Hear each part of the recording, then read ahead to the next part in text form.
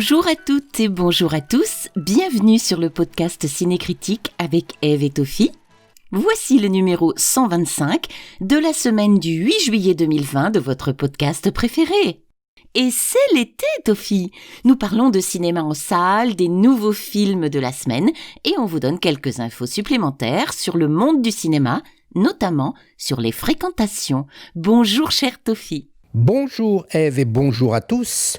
Avant d'embrayer sur les nouveautés de la semaine, quelques infos en effet, et à la fin de cette chronique, on évoquera la disparition du compositeur de films italien Ennio Morricone, qui vient de disparaître à l'âge de 91 ans après une immense carrière. Quelques infos et tuyaux maintenant. Pour les Parisiens, la célèbre salle Le Grand Rex organise des événements exceptionnels autour d'un réalisateur, avec la projection sur son très très grand écran d'une sélection de leurs grands films.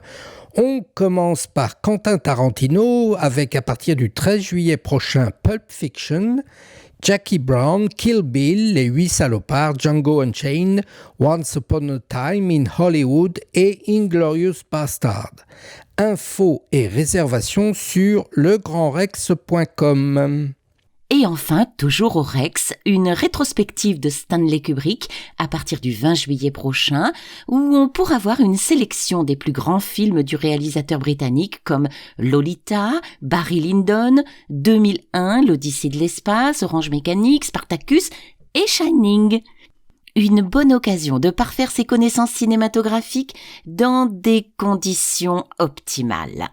Les Parisiens ont bien de la chance. Infos et réservations sur legrandrex.com. Très bien Ève, et on continue dans les classiques et cette fois-ci pour tous. La chaîne OCS, décidément très intéressante, nous a programmé une intégrale Jacques Audiard. Fils du célèbre dialoguiste Michel Audiard, Jacques Audiard s'est construit un solide prénom en proposant un cinéma empreint d'une atmosphère fantasmatique sans cesse rattrapée par le réel et son extrême dureté.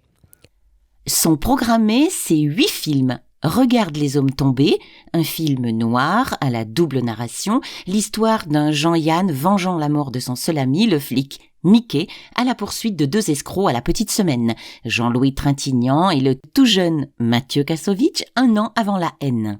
Un héros très discret, Mathieu Kassovitz, campe cette fois-ci un écrivaillon mythomane s'inventant un passé glorieux au crépuscule de la Seconde Guerre mondiale, période fertile en mensonges en tout genre.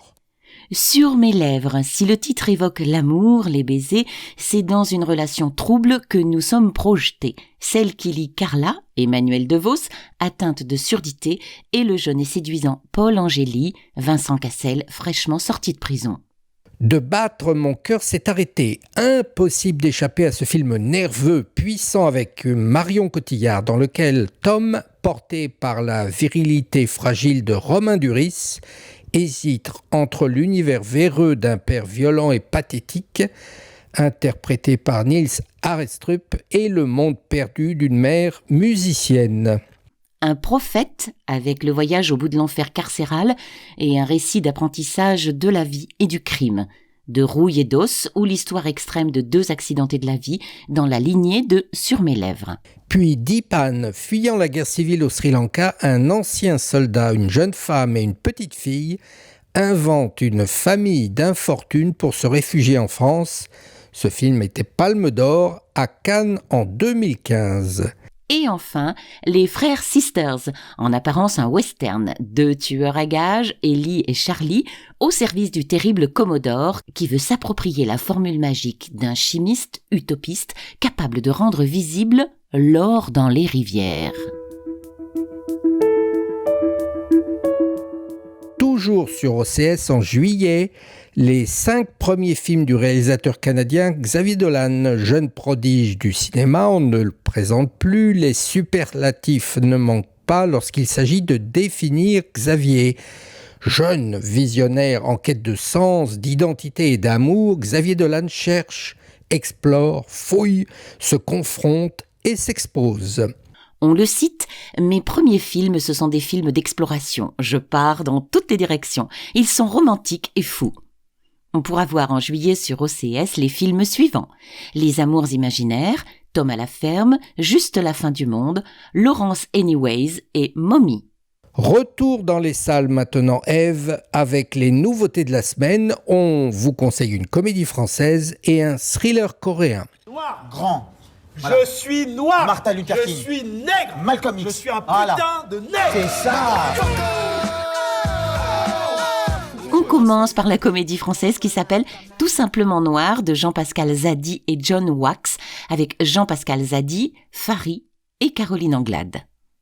JP, un acteur raté de 40 ans, décide d'organiser la première grosse marche de contestation noire en France, mais ces rencontres, souvent burlesques, avec des personnalités influentes de la communauté et le soutien intéressé qu'il reçoit de Fary, le font osciller entre envie d'être sur le devant de la scène et le véritable engagement militant. Hasard du calendrier, cette comédie tournée il y a plusieurs mois trouve à sa sortie une résonance particulière au diapason de l'actualité et des mouvements antiracistes. Sous la forme de comédie, elle dissèque avec brio et humour le militantisme, le communautarisme et les questions identitaires des personnes noires en France. Conçu comme un film de potes, en forme de faux documentaire, on assiste à travers un pseudo-casting à une description hilarante de toutes les nuances et sensibilités de la couleur noire de notre pays. Dans leur propre rôle parfois tourné en dérision, les acteurs comiques et personnalités qui composent ce casting semblent se régaler à se moquer d'eux-mêmes et démontrent l'impossible unicité des mouvements et revendications. En plus de son sujet, ce film, tout simplement noir, ne va pas rencontrer une forte concurrence dans les prochaines semaines. Ni film d'action, ni grosse comédie américaine ne viendront lui faire de l'ombre en ce début d'été mollasson. En effet, les films des studios hollywoodiens sont globalement absents de l'affiche cet été, otages d'une industrie tétanisée par l'épidémie aux États-Unis ou reportés à la mi-août pour les locomotives que seraient Mulan de Disney et Tenet de Christopher Nolan. En effet, depuis la réouverture des salles, ni les parfums, ni les retours à l'affiche de De Gaulle ou de La Bonne Épouse n'ont fait se déplacer les jeunes de moins de 25 ans, une population plus naturellement concernée par Tout simplement noir. Le film est donc attendu très fortement par les exploitants et la société Gaumont, productrice et distributrice. Gaumont, d'ailleurs, fonde de grands espoirs sur ce film et annonce pour l'heure un plan de sortie relativement modeste, avec 500 copies pour la sortie nationale. On vous invite à voir cette comédie rafraîchissante qui marie l'humour pour évoquer des sujets sérieux. Nous parlions de Tout simplement noir de Jean-Pascal Zadi et John Wax. 이제부터 인생 새로 시작하는 거야.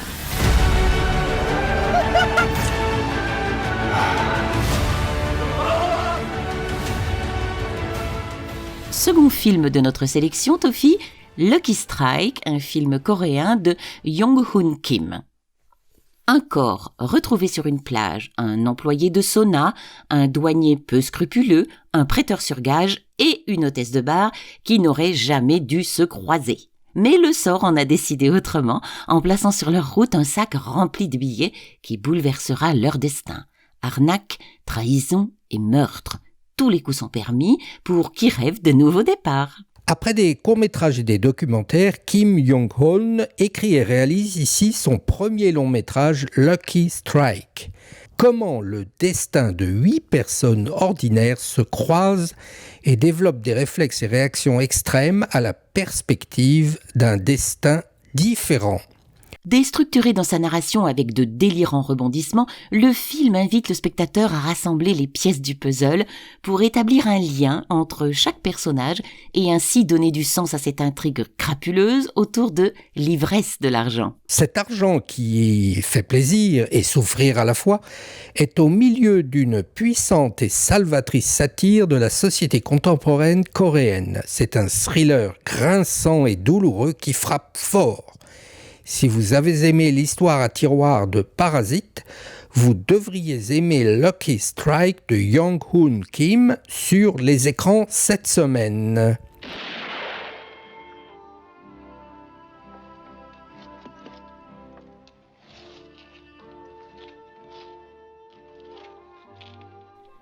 Cette semaine a vu la disparition de l'immense compositeur et chef d'orchestre italien Ennio Morricone, né en 1928 à Rome. Morricone avait renoncé à compter, évaluant à la louche entre 400 et 500 le nombre des musiques de films et de télévision, une bonne centaine d'œuvres de musica assoluta, ainsi qu'il aimait qualifier sa musique d'improvisation, messe ou cantate et chansons dans les années 50 et 60.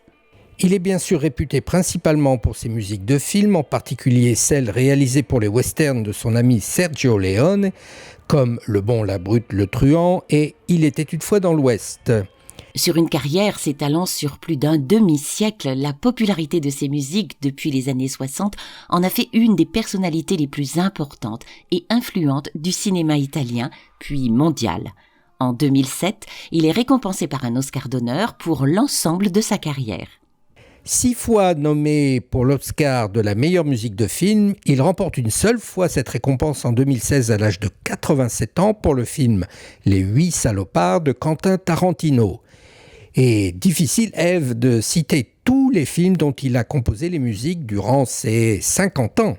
On évoquera en 1964 Pour une poignée de dollars, en 79 Les Moissons du ciel, en 80 I Comicar, en 82 Le Professionnel, en 84 Il était une fois en Amérique.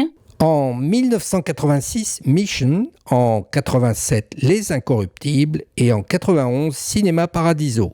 L'usage de la musique au cinéma connaîtra avec Ennio Morricone une sorte de révolution, y compris dans ses incursions dans le polar français comme Le Casse, Peur sur la ville, Espion lève-toi, Le Professionnel et surtout le meilleur Verneuil, Le Clan des Siciliens.